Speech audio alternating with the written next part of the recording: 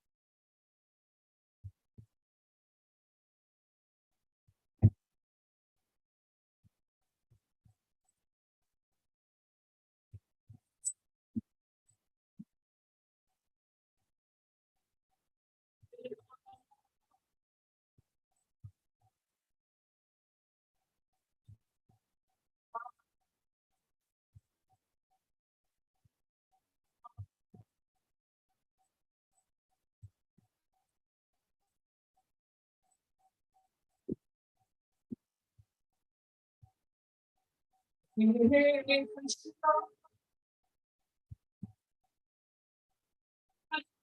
Krishna,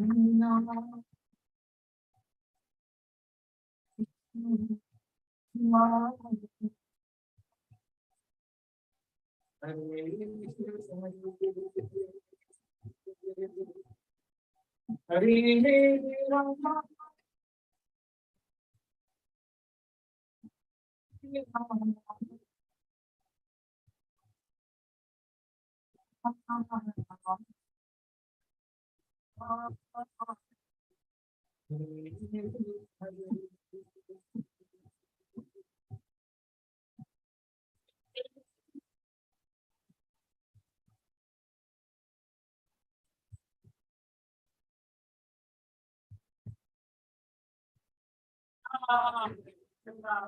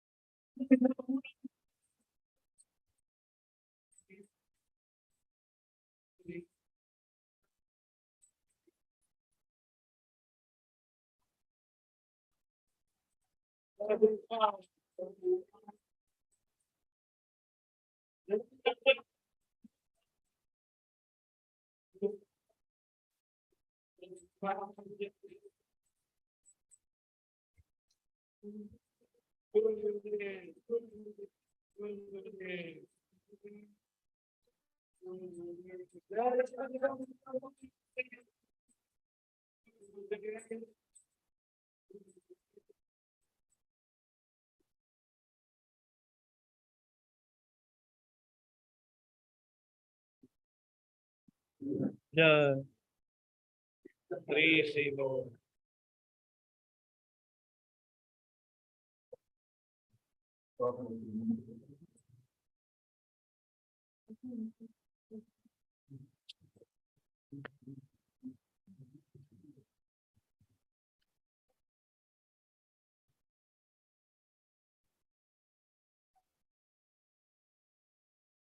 Namaha Om Vishnupadaya Krishna Prasthaya Bhutale Srimate Bhakti Vedanta Swami Namaste Saraswati Devi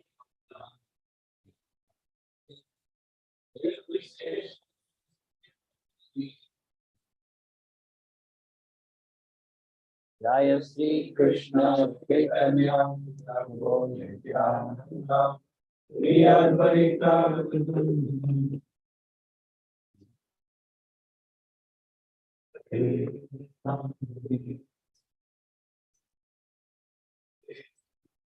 Hare Rama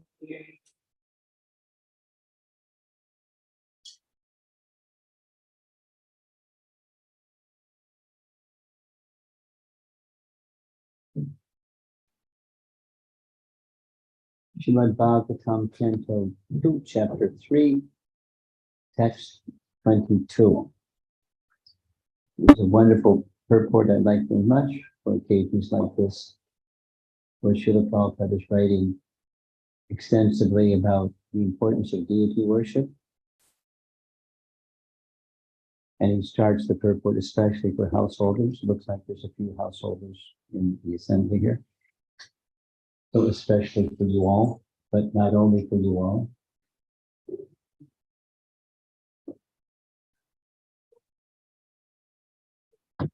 In this chapter 3, it's Pure Devotional Service is the title. The sequence has been 1, 2, 3. Meditation on the universal form, appreciating the Lord in the heart, and then the Bhagavan feature, access to bhakti, pure devotional service. And in this section, Shukadeva Goswami is describing the importance of using our senses in the service of the master of the senses. And without using the senses in the service of the master of the senses, the picture isn't a good picture. The picture is one's wasting the value of the human form of life. So rather than the negative, here's the positive.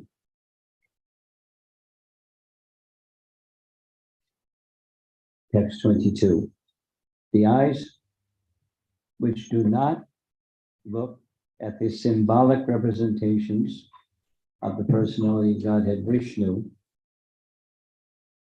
parentheses, his forms, name, quality, etc., are like those printed on the plumes of the peacock, and the legs which do not move to the holy places where the Lord is remembered are considered to be like tree trunks. Now, many of you are familiar with the verse. Some of you are probably familiar with the purport, but it's nice to hear again and again. And again and again. And again and again. As Prabhupada's purport, especially for the householder devotees, the path of deity worship is strongly recommended. As far as possible, every householder, by the direction of the spiritual master, must install the deity of Vishnu, forms like Radha Krishna, Lakshmi Narayan, or Sitaram especially, or any other form of the Lord, like Nrsimha, Varaha, Gordatai, Matsya, Kurma, Shalagram Shila, and many other forms of Vishnu, like Trivikrama, Keshava, Achyuta, Vasudeva, Narayana, and Damodar, as recommended in the Vaishnava Tantras or Puranas, and one's family should worship strictly following the directions and regulations of Archana Vidhi. There's 2 more pages of purport. Any member of the family who is above 12 years of age should be initiated by a bona fide spiritual master, and all the members of the household should be engaged in the daily service of the Lord, beginning from morning, parentheses, 4 a.m.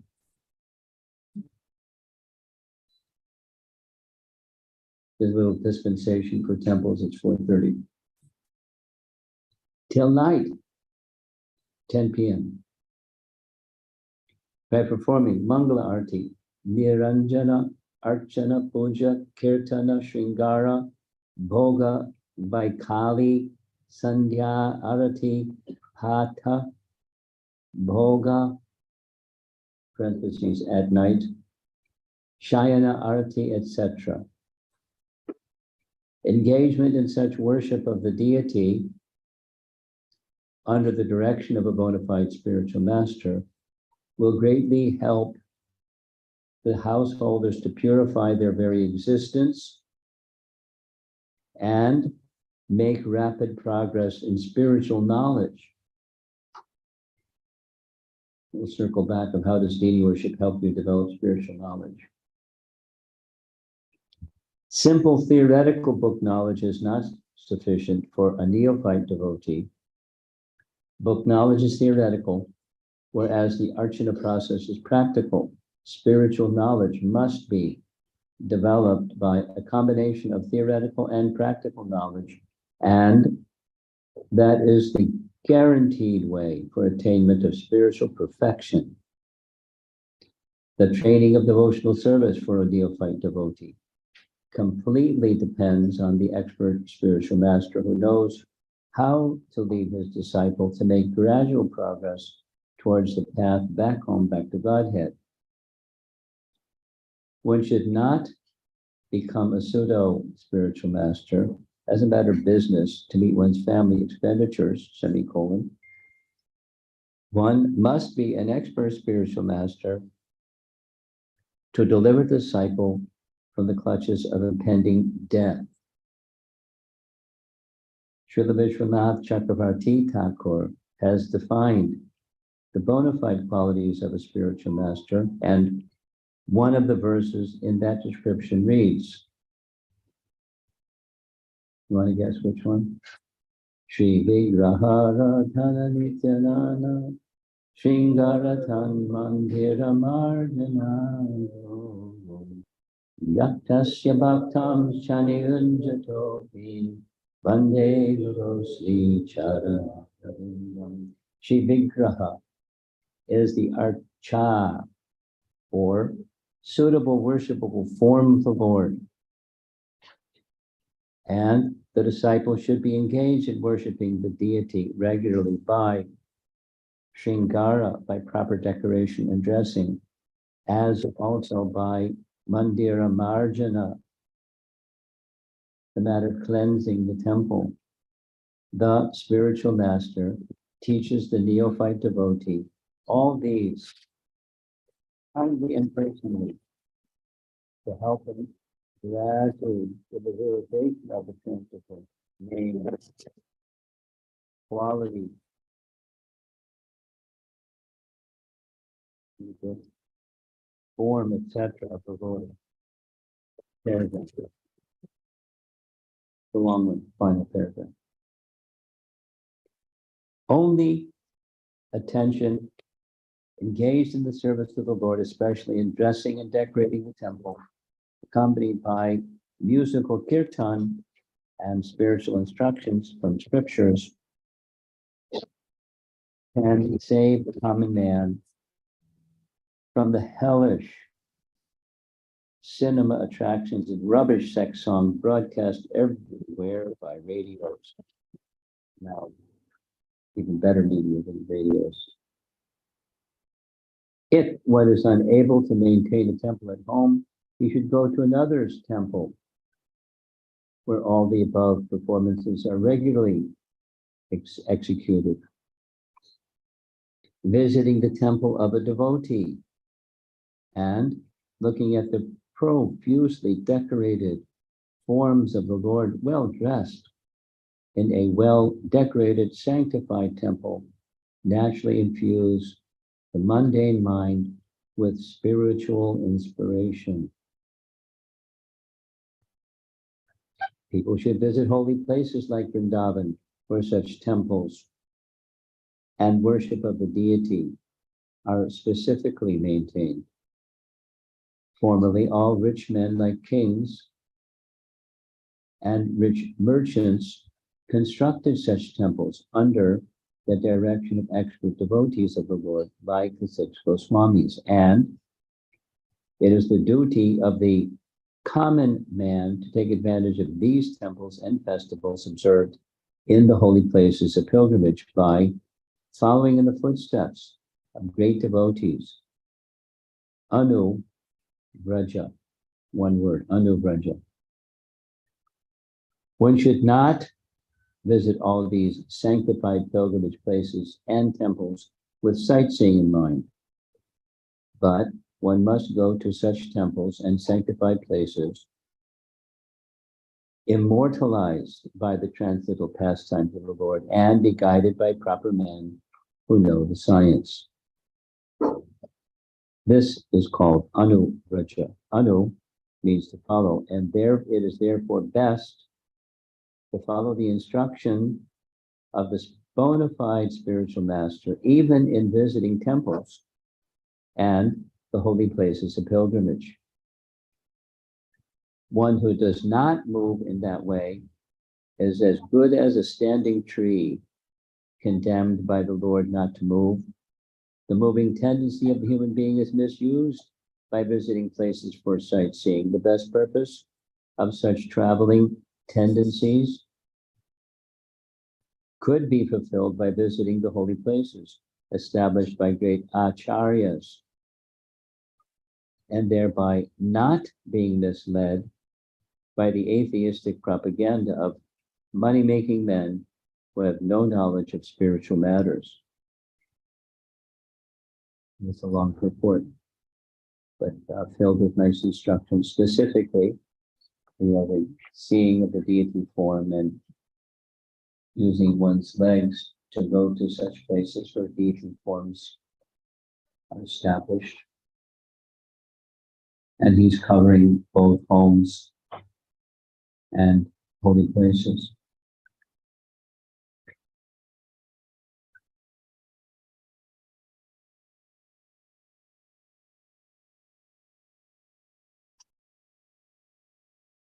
There's a vast section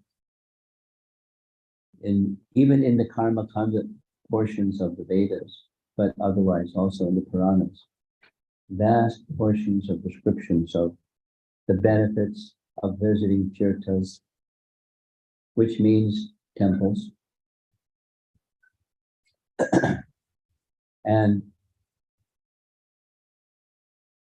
vast description of the benefits that come. Sins can be eradicated, one's spiritual life becomes awakened, and so forth and so on. However, in connection with when our acharyas describe that aspect of the Vedas, they add this important conclusion that what is accomplished by visiting all those holy places is very simply accomplished by chanting of the holy name. And therefore, when worshiping deities in your home or in the temple or anywhere, important is to accompany the worship of the deity with kirtan. Why? Because it's pleasing to the deity. All the other activities in deity worship, they're meant for pleasing the deity form of the Lord. The bathing, the dressing, the ornamenting and garlanding and decorations and all of that. There's a practical effect that's mentioned here in the purport. It infuses the minds of those who see the deity nicely decorated. It infuses the mind with what? With appreciation of the form and appreciation of the devotion with which the form of the Lord in the deity feature is being worshipped. And that decoration of the deity can be simple, or it can be not so simple, very elaborate. Just like, because Radhastami passed recently, many of you probably I didn't ask, many people sent me photos of the deities in Vrindavan on Radhastami. And breathtaking. Now, it wasn't in Vrindavan, but photographers were, and distributing pictures of the deity form of Srimati Radharani and Radhastami Day. Knockout. So it's one becomes attracted to the form of the deity and the devotion of the worshippers of the deity form. So it's two things. So the Vaishnavas and the bhakti carried by the Vaishnavas being displayed externally in the way that they have decorated the deity so nicely.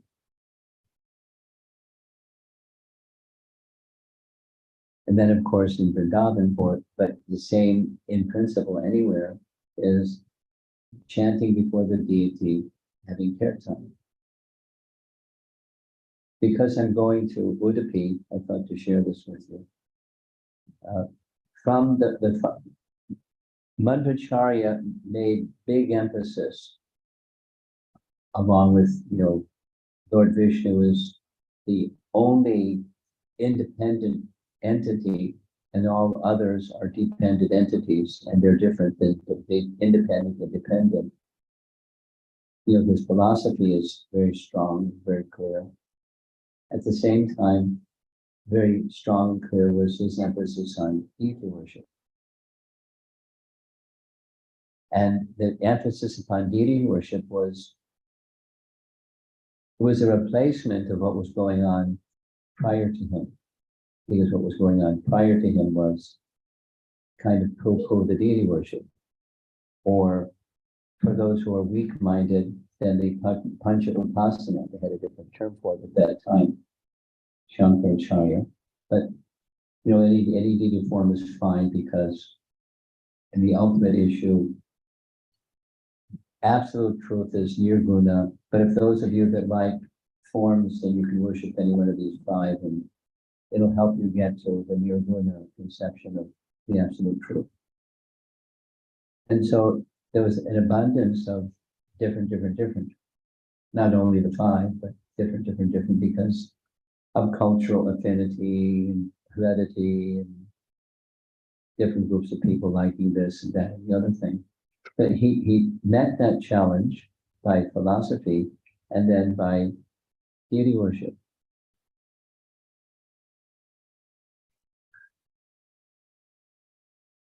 And just many of you know, some of you may not know, but he had one day, because he was, for some period of time, he was a sannyasi, so he traveled much. For one period of time, he was in Udupi, before there was Udupi Krishna. And one of the things that he did on a regular basis was go to the sea to take his bath in the sea. So on one particular day, Super Soul inspired, and he began spontaneously in Sanskrit composing a whole 46 prayers to glorify Krishna. His biography describes that he felt in his heart some anticipation that Krishna is going to come. And Krishna came in his deity form. And the circumstance, many of you know the circumstance, as he reached the sea in a particular location, it's quite a distance from where Udupi is, where he went to go to the sea. And he looked out into the sea and he saw a ship that got stuck on a sandbar out at sea. And being compassionate and inspired by Super Soul, he waved his handkerchief. And he waved his handkerchief. The ship was dislodged from sand dune or sandbar. And then he motioned for the captain of the ship to come to the shore, so that the ship came to the shore. The captain of the ship, it was a cargo ship, and he descended from the cargo ship, and because he had seen Madhvacharya motioning for the ship to move off the sandbar, and he wanted to do something out of reciprocation for the miraculous waving of his handkerchief that moved the ship from the sandbar. So he said, I don't need much, but do you have some ballast in your ship? So ballast means merchant ships or other ships. They put something really heavy at the bottom because it helps keep the boat from tilting and the waves and the movements of the water. So they had very large chunks of gopi chandan in the hull of the ship, the ballast. And he asked, can I have those? Really heavy. So it's a long story, but 30 men couldn't pick up those chunks of Gopi Chandan. He went into the hull of the ship with his own 2 arms. He picked up the Gopi Chandan and carried it to the shore. And the captain was like, who's this person? And as he was walking with the Gopi Chandan in his 2 arms, it broke. And when it broke, there were 3 deities inside the Gopi Chandan. And one of those deities was going to be Krishna. And then my plan is on Tuesday evening to speak something about the Balaram deity and show you some pictures of the Balaram deity, because the Udupi Krishna deity is very well known. Anyway, and he established a temple in that first place where the Balaram deity came out, enough that he just had the deity washed so the Gopi Chandan was cleared, and he established a temple there. And then he brought the Udupi Krishna deity back to Udupi, because he wasn't Udupi Krishna then.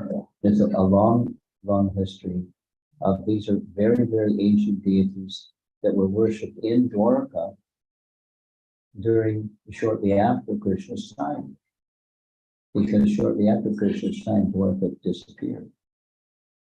But that's the history, or perhaps during Krishna's time. Anyways, the deity of Krishna was from Dwarka, and his childlike form, holding items that a child will hold. And so he established the importance of deity worship by his own example. And these prayers that he had composed, this very nice, wonderful history. These prayers that he had composed, he had his disciples recite those prayers as he personally worshiped Udupi Krishna every day. So they're outside the worship area reciting prayers while he's worshiping the deity. And then because there's 46 of them and they're long, so they would only recite 3 or 4 of them, and then the next day another 3 or 4 of them, and the next day 3 or 4 of them. Really interesting. One day, he didn't come out of the temple room. And they had finished their recitation of their prayers for the day. And time passed, and time passed, and time passed, and time passed. And they started to get anxiety. Maybe he had a medical problem or something like that. So they approached the senior most member in their midst to go see, is he okay? So he took the liberty, a little reluctant to do so, but he opened the deity door to see, is he okay?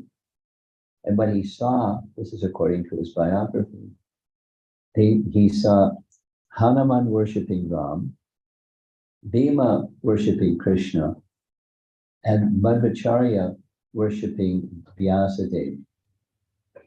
That's why it was taking so long. And he closed the door. And after that experience, this great Acharya, Trivikram Pandit Acharya was his name, he composed 4 stanzas in glorification of Vayu, because Hanuman, Bhima, and Madhvacharya are manifestations of Vayu. So a whole series of prayers. And he showed the series of prayers to Madhvacharya for his approval. Interesting. And Madhvacharya said, this isn't appropriate. You have to make an introductory set of verses glorifying the nails of Lord Nrsimha. And so he did. And then Madhvacharya approved. That became a celebrated piece of literature in the Madhva Sampradaya. Back to deity worship. Madhvacharya made strong emphasis on the importance of deity worship. And Chaitanya Mahaprabhu accepted initiation in the line of Madhvacharya for many reasons, and this is one of those reasons. Because Chaitanya Mahaprabhu also established by his own teaching as well as his example the importance of deity worship. And then following the line of Chaitanya Mahaprabhu, similarly, with the exception of Raghunath Bhatta, whose deity was Srimad Bhagavatam, the other 5 of the 6 Goswamis, they established deity worship. And what platform of Krishna consciousness were they? They weren't householders. They were the topmost platform of Krishna consciousness. And not simply to set an example, but it was certainly example setting to this day in Vrindavan, or where those deities are now situated. Deity worship is very, very, very important in our line of Chaitanya Mahaprabhu. So emphasis is being placed in this purport for, though, especially for householders,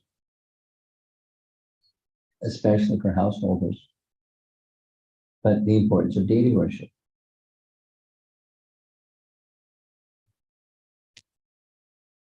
Just a little sharing. Prabhupada also established, he did it in sequence. The first, it was called Guru Garanga altar.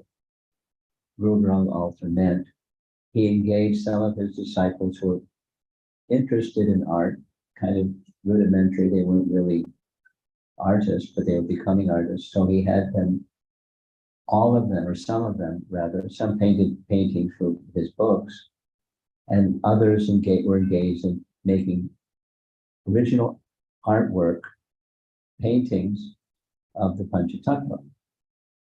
Then a photograph of Prabhupada, so it was called the Guru Varanga altar, and that's how temple worship started. So offerings were made to the Guru Varanga altar in temple. And then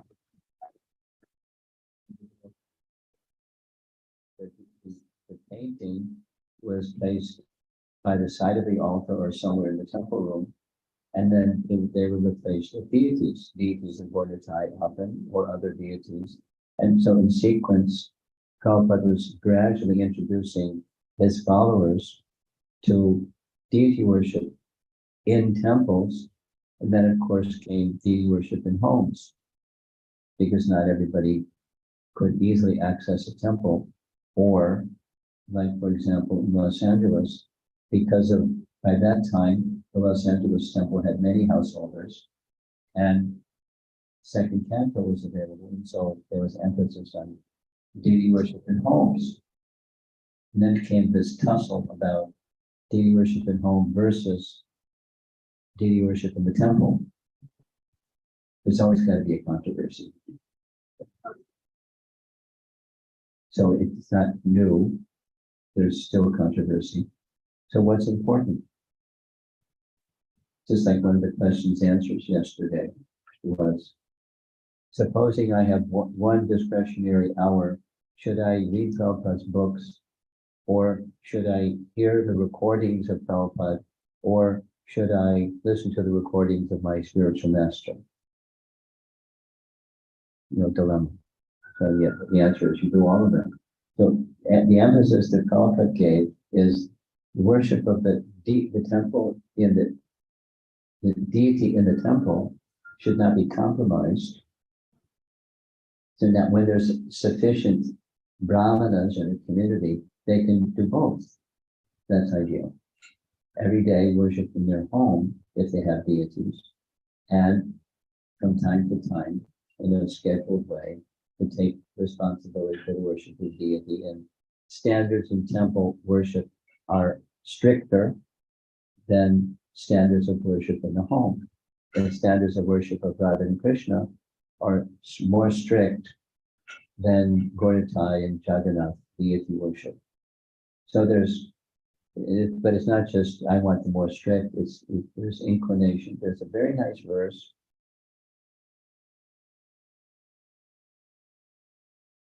And we're 11th canto. I think it's chapter 3, 11th canto, chapter 3, where one should worship the deity form that one has the greatest attraction for. And one should chant the name that one has the greatest attraction for. It doesn't mean don't chant other names, but there's a particular Sanskrit term for the deity for which you have the greatest attraction. And you worship there. But coming back around to this point of what's important in deity worship, there's two things that Prabhupada emphasized, and then you can add additional things to what Prabhupada emphasized. And it's punctuality and cleanliness, whether it's in your home or in a temple. Punctuality and cleanliness, like this morning's deity installation was not punctual. But if you set a time, then be punctual, because it's not for our convenience, it's about the deity. And so anyway, aside from that little comment, punctuality and cleanliness. And then one additional item is chanting japa, or even more kirtan. And the purpose of kirtan before the deity is for the pleasure of the deity. I was thinking to make that comment yesterday, but I didn't. That nice devotee was reading kirtan. There's nice kirtan, and then there's devotion for the pleasure of the deity to have nice kirtan. That makes it good kirtan. Very special. You like playing with Donkey? Yes, I know. And is there a quality? The answer is yes. Is there a qualitative difference between playing, mridanga or any musical instrument, or singing or something, where the concept of or the concept of the proficiency in music? And there's a world of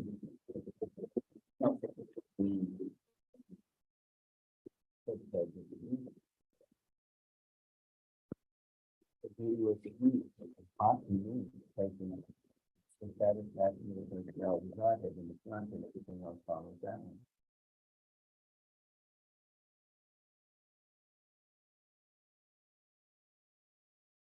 Deity worship is like that.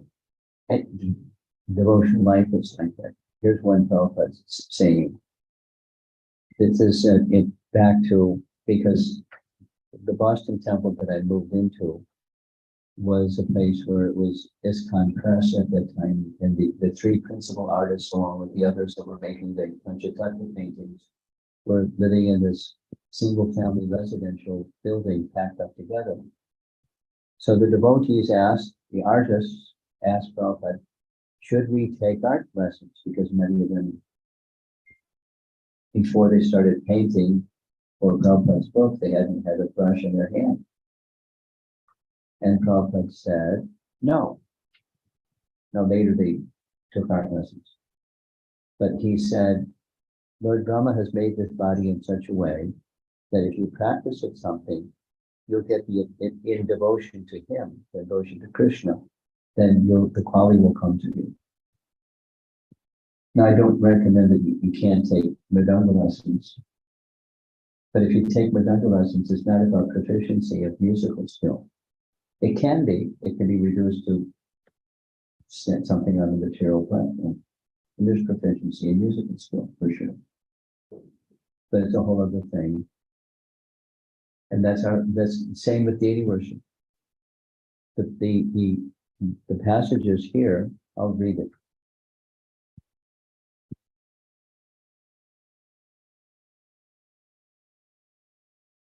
He gives all these, this and that, and the other thing, deity worship. Engagement in such worship of the deity under direction of a bona fide spiritual master will help the householders to purify their existence and make rapid progress in spiritual knowledge. What does that mean? Because supposing you do deity worship, then you don't need or a disproportionate amount of worship and not sufficient amount of reading Prabhupada's book. That's not what's recommended. However, the bhakti process is such that innate knowledge that's within becomes awakened to the process of bhakti.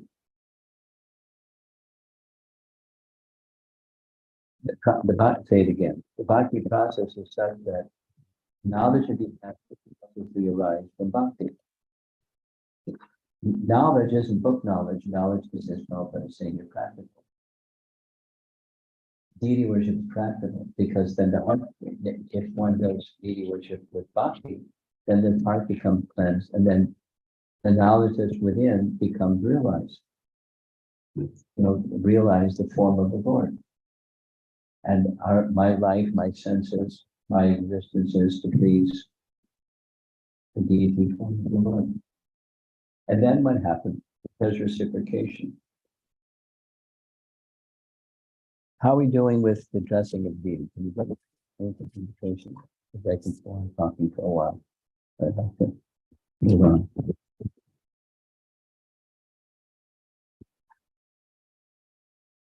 When Prabhupada installed Rukmini Dwarkadish in Los Angeles, one of the expressions he shared at that deity installation was, one should worship the deity received through the spiritual master mercy and Krishna's mercy with such devotion that one day Krishna will say to you, I am like this. That's realized knowledge. We can read about it, and then we can hear it directly from Krishna. I am like this. You please me very much. Let me reveal myself for you. I am like this. No, that takes a very advanced person, and to invoke the mercy of the deity to reveal to the devotee, I am like this. But that's bhakti. I'm going to share one other thing because this is Radha Krishna home worship. There's a devotee couple, I won't say where, one temple somewhere. And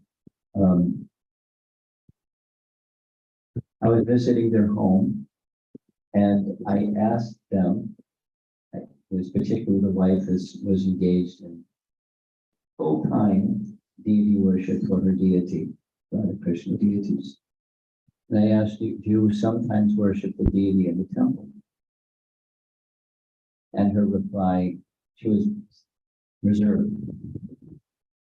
And she said, no, softly.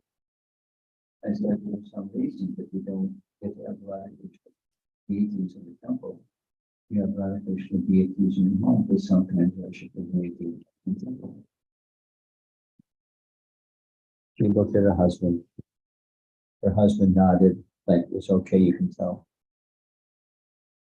She said, for this many years, I've been performing 7 artis and 7 offerings every day, just like in the temple. So I don't know what she did when she was, undergoing her menstrual cycle. I don't know what the practice was. Maybe he took over for her when that was the case. But for many years, something like 12, 13 years, 7 times a day. So I don't have time. That was her vrata. She just didn't have time to do anything other than that for the deity in the temple.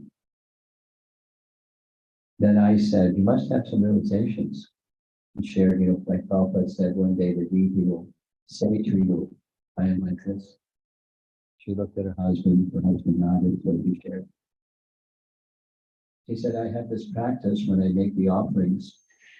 I place Krishna's flute to the side, make the offering, and after the offering is removed, I place Krishna's flute back in his hand.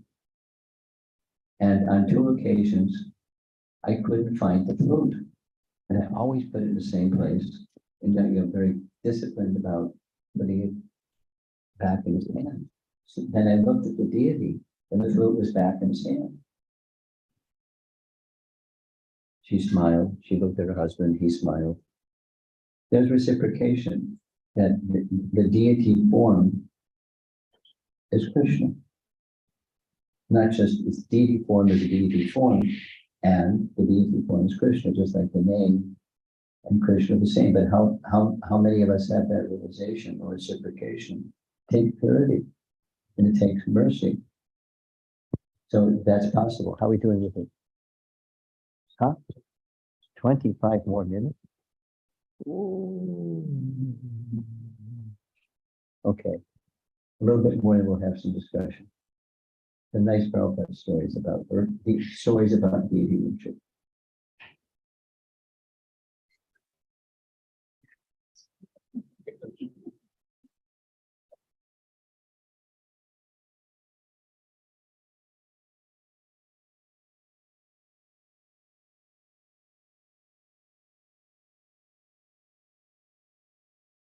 Some time ago,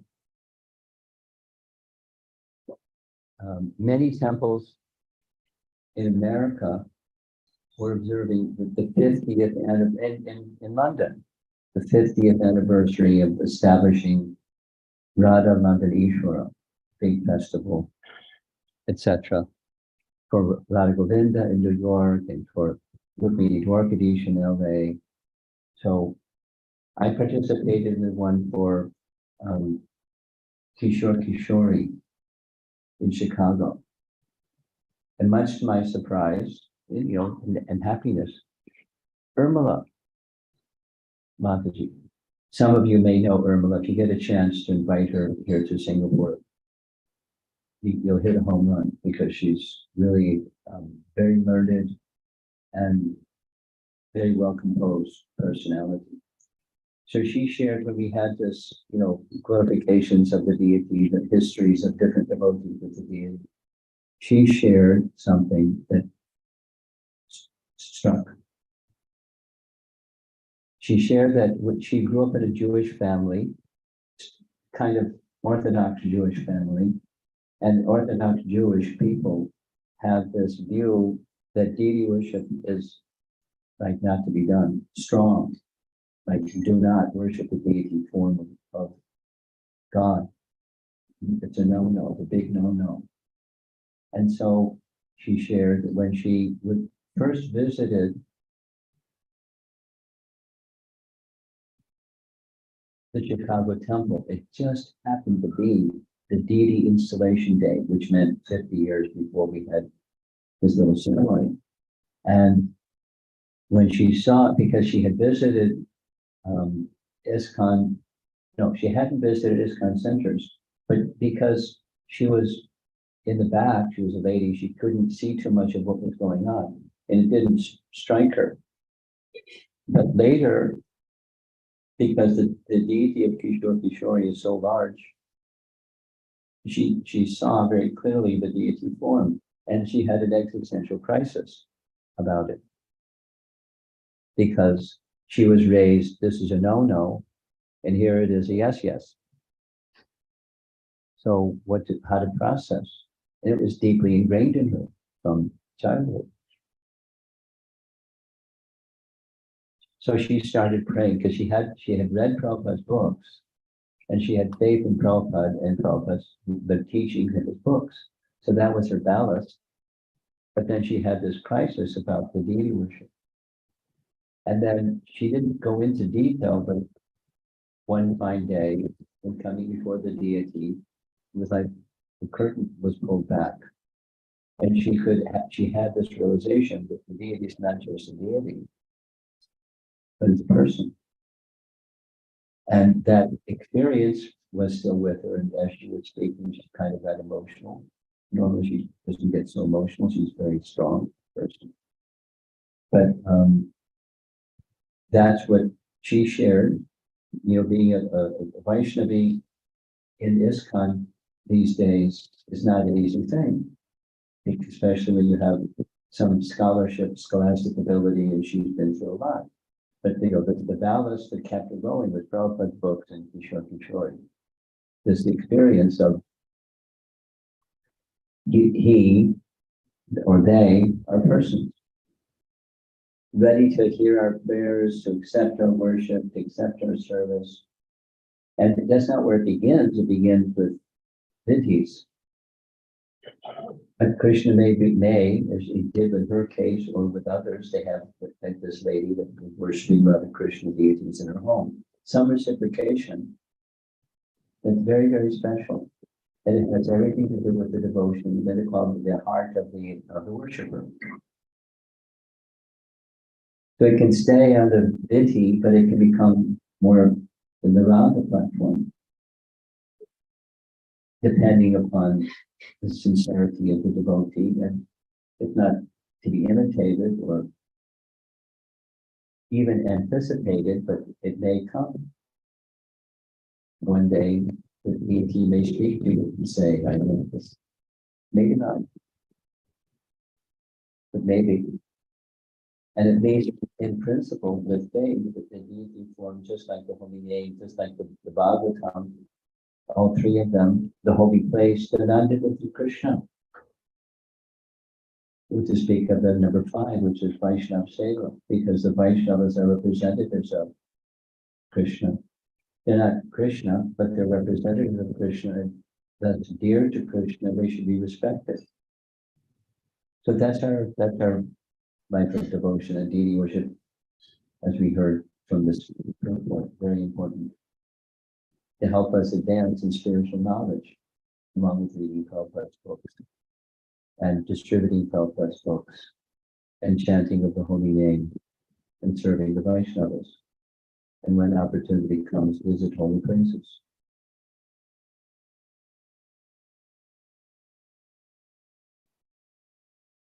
Okay, so that's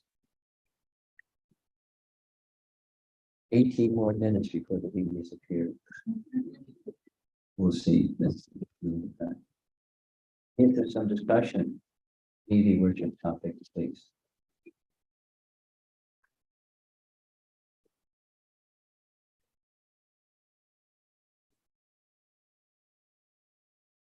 Yes.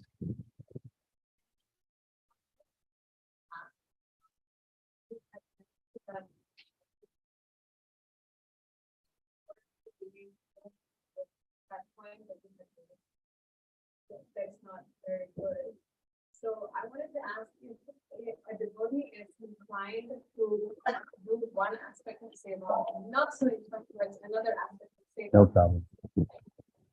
But, I mean, they're doing everything. No problem. They actually get more interested in the other aspect because of. Yes. Let me get here's a little Prabhupada story.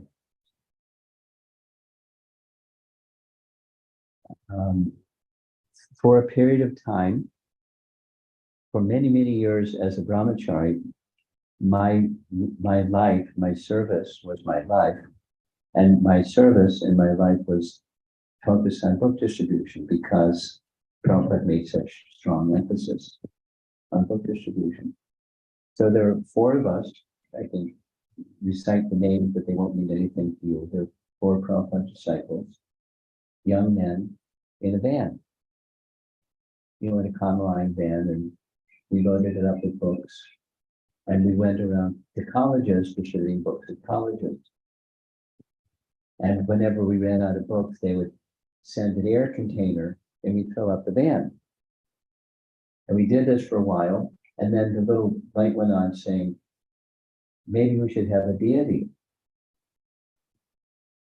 So a letter was written to Prabhupada, should we have a deity with our traveling Sankirtan, because the emphasis he gave. And then his answer was very short and sweet. He said, let the books be your deity.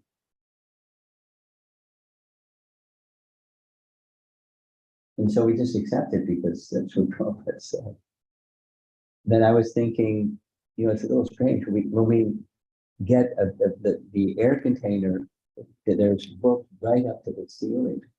And because we were squinting and saving, we didn't stay in hotel rooms or motel rooms.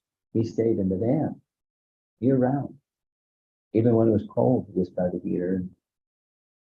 So here we are sleeping on our deity, the boxes of books. It didn't seem right. But that was our deity. The books are your deity. So in the course of my devotional service, this is personal, but I haven't done so much deity worship. Very little. As a sannyasi, I've contemplated it.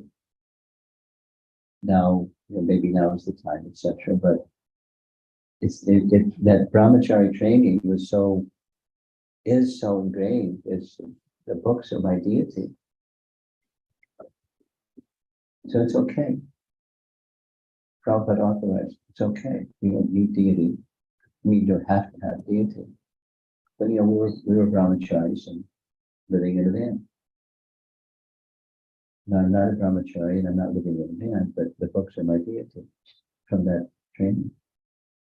And I don't feel I'm like handicapped because of it.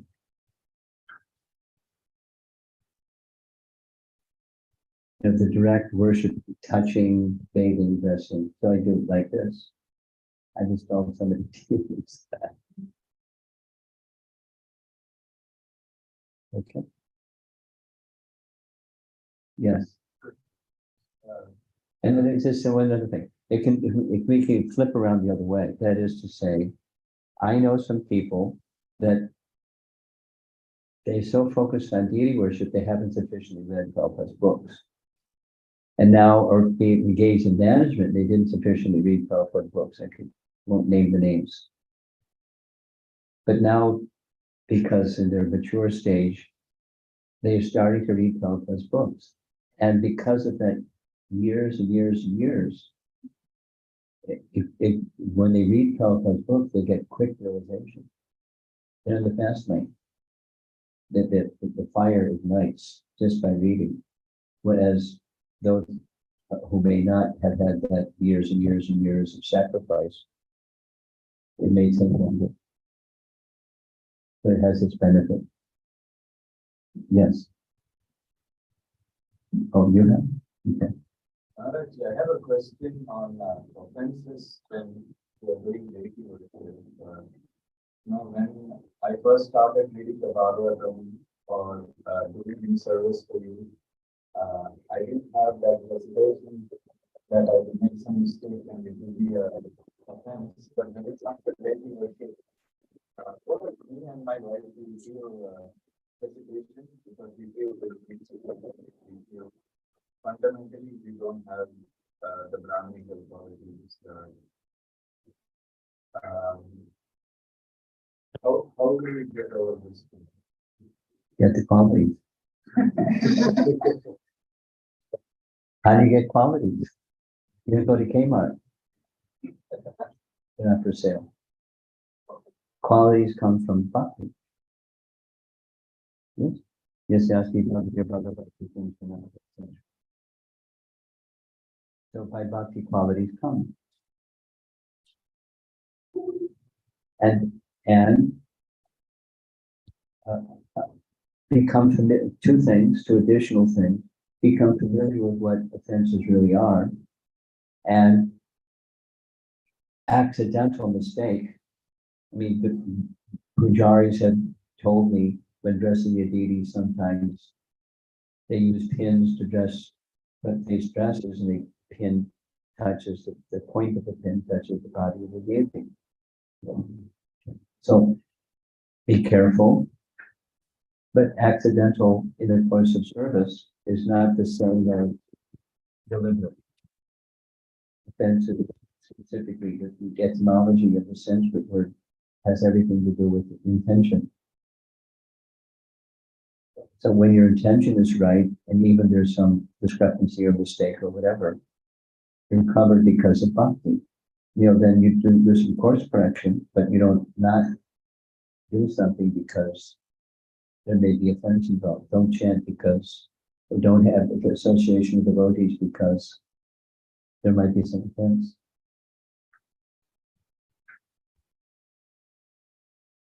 It has everything to do with intention. Bhakti has everything to do with it, and offense has everything to do with intention. And try to get yourself, you and your wife, get to the point where you feel Bhakti is protecting me, and although I don't have all the qualifications needed to worship the deity form of Lord, I don't have all the qualifications necessary to chant the holy name of the Lord either. But it's purification, so let me take this up in that mood. Being cautious about offense and continue going forward. And read nice prayer quotes like this because it will help you advance in spiritual knowledge. Follow the vidis and do the do's and avoid the do nots to your capacity. And Krishna will recognize your sincerity or your intention, and he'll correct you. Need it. You have something? You have another question? Okay. Go ahead.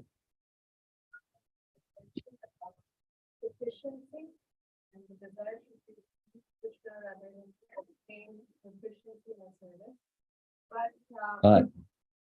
But waiting for the but. My question was, how are we going to get the purity? We have efficiency and basic things. Did you attend class last night?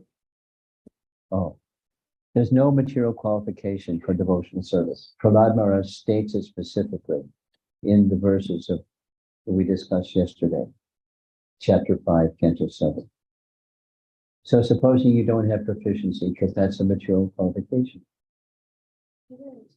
Even in anything. Doesn't mean you don't try for it, but if you try for it, it's not material. Or if you try for proficiency on a material platform, that's not what proficiency is, or it's not the declaration that will please Krishna. But there are declarations that will please Krishna. And it's like, Krishna has a big warehouse. He has a good qualities warehouse. And it's loaded. There's no limit to what's in his good quality warehouse. And what Krishna wants to see, that you and me and any one of us, that we want to please him. That's bhakti. And if bhakti is there, what does Krishna do? He starts to decorate his devotee from his big warehouse with good quality, proficiency included. And then when Krishna sees his devotee decorated with that nice quality, he smiles. But it's his quality. So the devotee should be proud. I now have proficiency to be a good mridanga player. Or I now have the proficiency to decorate the deity very nicely, or to cook very nicely, or to sing very nicely, or to dance very nicely, or to do anything very nice. Proficiency is not the standard of what pleases Krishna. He's ready to give all kinds of qualities. Capabilities, proficiencies, he's ready. So what's important for us as devotees is the consciousness that Krishna is to be pleased.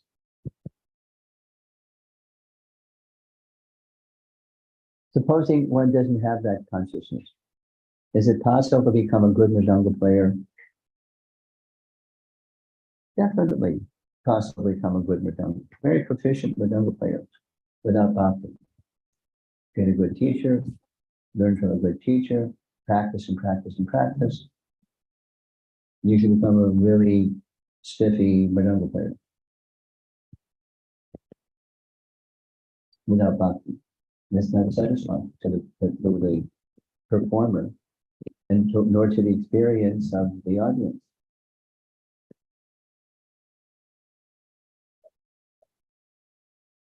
What do you think? Okay.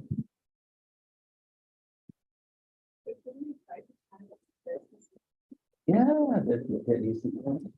we don't become numb. That was one of the questions yesterday. Just wait till Krishna's mercy comes.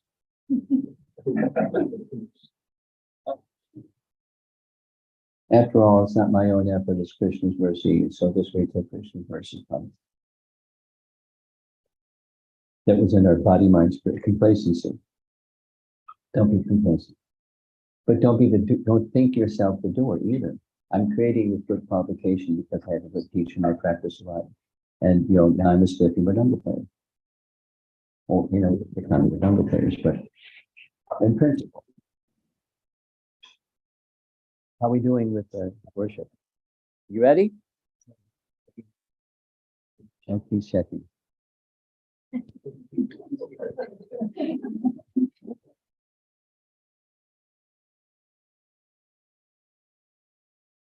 5 minutes, okay. That's right on time. One more question. You have a question? We involved with the heart and later become as a kind of rules and regulation and the person becomes mindset. And there is no heart is involved. And single food like completely versus like usually uh we are we are anticipating and we are giving the importance, but later when we become a as a mechanical process, so we are not involving our heart, it's just something as a head. You're making a statement. What's the question? How to How to? Oh, I have a flashcard. Here's my flashcard. Sadhu Sangha. like today Abhishek is also going to be and then we have just Sadhu Sangha. You to stay on track with devotion as opposed to mechanical. You're doing something, deity worship or something, Mridanga playing or something, because it's in the devotional arena. At least that's where it starts, because that's your point, that's where it starts. Now, how do I stay on track with the devotional mood rather than becoming complacent and become mechanical? Because that's easy. Default is mechanical chanting, mechanical anything. So how to stay in the devotional mood? So, you know, the way that I'm starting, now here's this opportunity for something. So it's sadhu sangha, and then and sadhu sangha means bhajana kriya. What's bhajana kriya? You're hearing in the association of devotees. Just let's say reading Prabhupada's books that ignited the bhakti that wanted you to get to the point of doing deity worship, or playing Mridanga, or cooking in the kitchen, or something. So it's sadhu sangha. And with sadhus, you do with sadhus what sadhus do. Bhajana kriya. And when that takes place, attentively, is a nice adverb, attentively or sincerely, then narjana vritti. That's the obstacle, is the anarthas, the accumulation of unwanted stuff. So we start sincere and then we get complacent. That's an anartha. It's one of the categories of anarthas. So how do you get rid of anarthas? Stay in good sadhu sangha and do a nice bhajana kriya and be, you know, in that association, get back on the sincerity track. There's a higher purpose than just becoming proficient at fill in the blank. Okay, I think we should end. And just sharing, if you ever have an event like this in your home, especially if you're in an apartment, notify the neighbors ahead of time. Because while we're having kirtan, I was thinking, we might get a knock on the door from the police. And sure enough, he didn't inform the neighbors. And we're having this robust kirtan, and somebody, I'm surprised. And it doesn't like we're breaking the law, but just, you know, just a disturbance in noise level. And they come in and see what this was. We got a problem. So if you ever have the opportunity to install a deity in your home, inform your neighbors or whatever you need to do, and not just lock the door, but, you know, be conscious of how the sound and the activities are impacting others, because it could be a problem.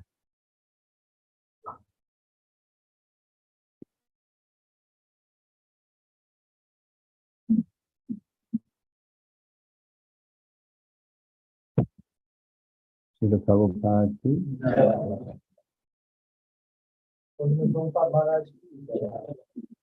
So let's get the table set up and everything ready. Can we do that?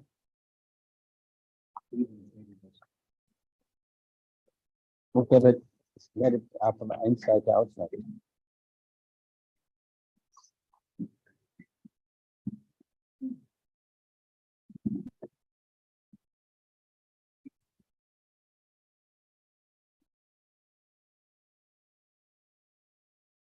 So when responding during kirtan, keep the noise level down. Be enthusiastic inside and mild outside. His name is over. I answered it. I asked. He had not informed his neighbor. Potential. He'll have to go around later and apologize or something. We have hundreds of programs in apartments like this all over the year with sound systems. And never had a problem for years. But I'm going on the assumption that we should have the courtesy to inform the neighbors. Yeah.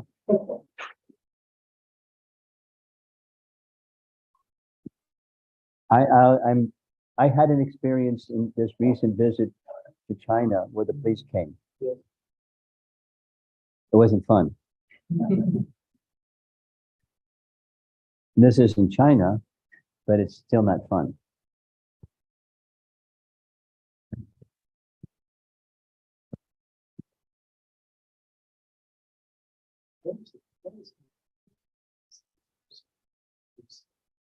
Yes, we always just get it.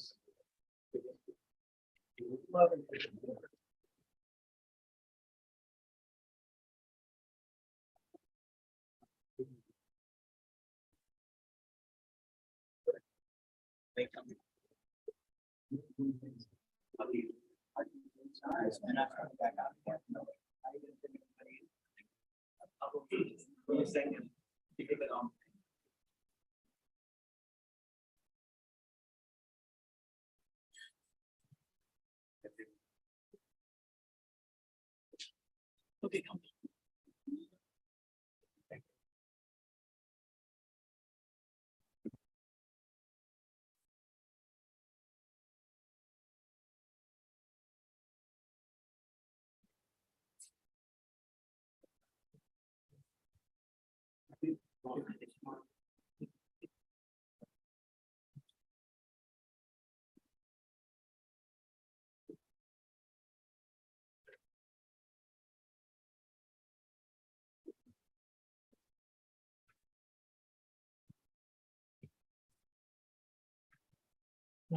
That's big selection.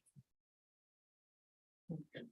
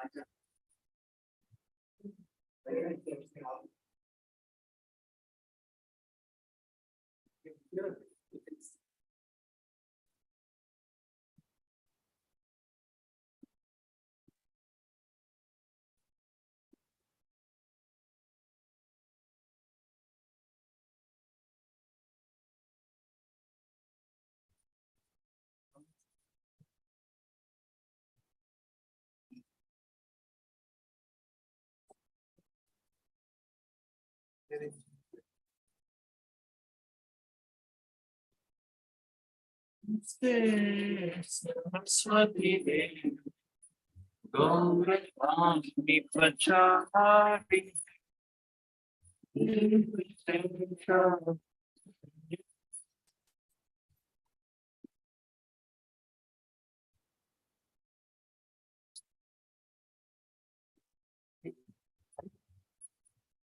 Okay.